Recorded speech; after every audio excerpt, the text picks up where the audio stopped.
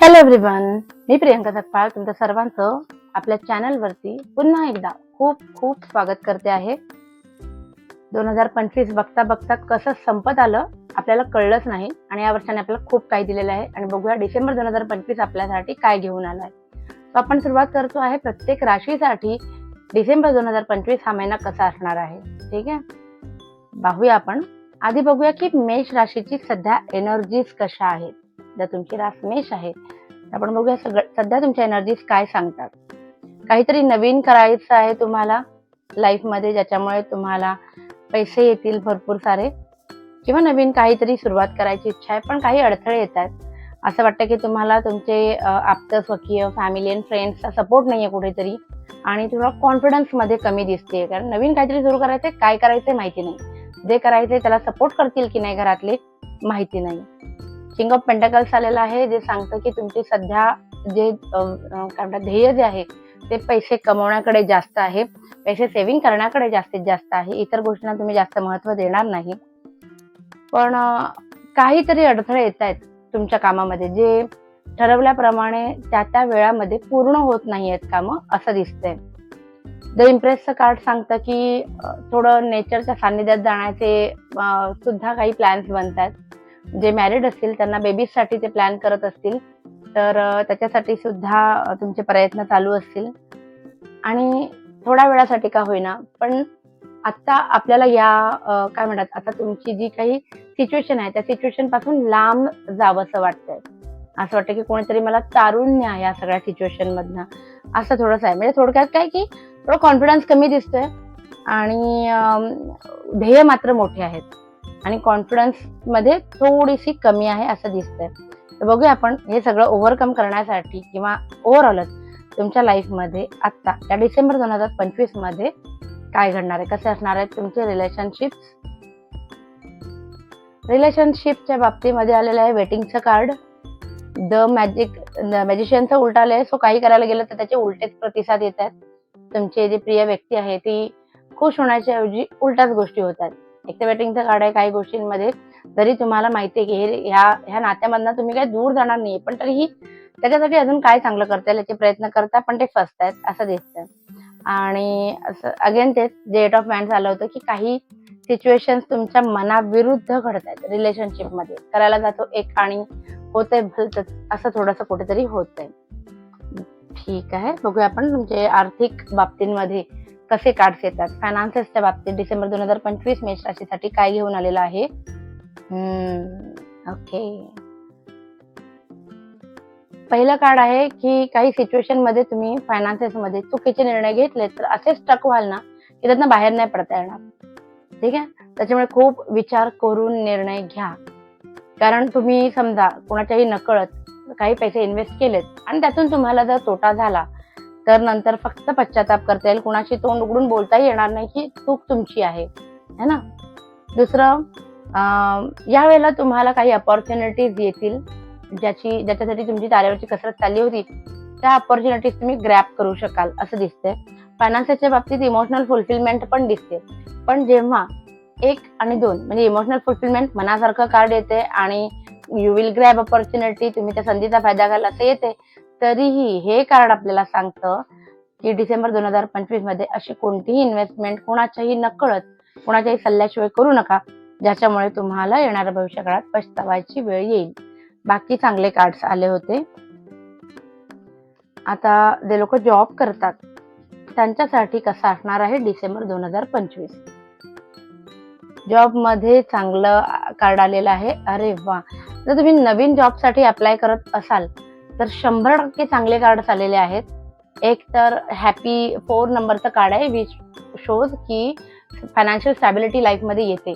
ठीक आहे, सो यावेळेला तुम्हाला असा काही जॉब मिळेल किंवा या जॉबमध्ये प्रमोशन मिळेल की त्यातनं तुमचे फायनान्शियल प्रॉब्लेम्स दूर होतील. व्हील ऑफ फॉर्च्यून आलेला आहे, म्हणजे हा नियतीचा संदेश आहे. जे होणार आहे तुमच्यासोबत तो चांगलं होणार आहे. आणि किंग ऑफ पेंटाकल्स झालाय. सो जर तुम्ही जास्त पैशाची नोकरी शोधत असाल तर ती तुम्हाला भेटेल. इथे जर पगारवाढ तुम्हाला जिथे आहे तिथे एक्सपेक्ट करत असाल तर तुम्ही प्रयत्न केले तर तुम्हाला पगारवाढ सुद्धा भेटेल असं दिसतंय. सो खूप चांगले कार्ड्स आलेले आहेत ओव्हरऑल. आता ज्यांची नोकरी आहे त्यांच्यासाठी हे कार्ड्स होते. बघूया बिझनेस जे जे मेष राशीचे लोक बिझनेस करतात त्यांच्यासाठी कसं असणार आहे. बिझनेस मध्ये खर्च तर होणार आहे, काही अपॉर्च्युनिटीज येतील. Okay, queen of pentacles reverse position मध्ये आले म्हणजे आतापर्यंत जी काही सेव्हिंग करून ठेवली होती तुम्ही तुमच्याच बिझनेस मध्ये तुम्ही इन्व्हेस्ट करणार आहात, पैसे खर्च होणार आहेत. दोन ठिकाणी 2 किंवा 2 पेक्षा जास्त अपॉर्च्युनिटीज असेल, जर तुम्हाला असं वाटत असेल की मी 2 बिझनेस म्हणजे हा आहे तो आहे, वर अजून एक्स्ट्रा एखादा बिझनेस किंवा त्याहीपेक्षा 2 बिझनेस मध्ये इन्व्हेस्टमेंट करू शकतो का, तर त्याची तुम्ही करू शकता. फक्त पूर्ण माहिती घेतल्याशिवाय पुन्हा एकदा डोळ्यावरची पट्टी न काढता कोणताही डिसिजन घेऊ नका, कारण कन्फ्युजन राहील या सगळ्यांमध्ये. आणि तिसरं, ज्या गोष्टीची तुम्ही वाट बघत होतात, एक चांगलं कार्ड आलेलं आहे, ज्या गोष्टीची तुम्ही वाट बघत होतात आता संध्या असताना सुद्धा, तर ती गोष्ट तुमच्यासोबत घडणार आहे बिझनेसच्या रिलेटेड. ठीक आहे, एखादा महत्वाचा प्रोजेक्ट हाती लागेल किंवा काहीतरी असेल, पार्टनरशिप असेल, काहीतरी असेल ज्याची तुम्ही वाट बघत होतात, तर ते मनासारखं होणार आहे असं दिसतंय. Last but not the least, आपले हेल्थ कशी असणार आहे मेष राशीसाठी. हेल्थसाठी आपण एकच कार्ड काढूया.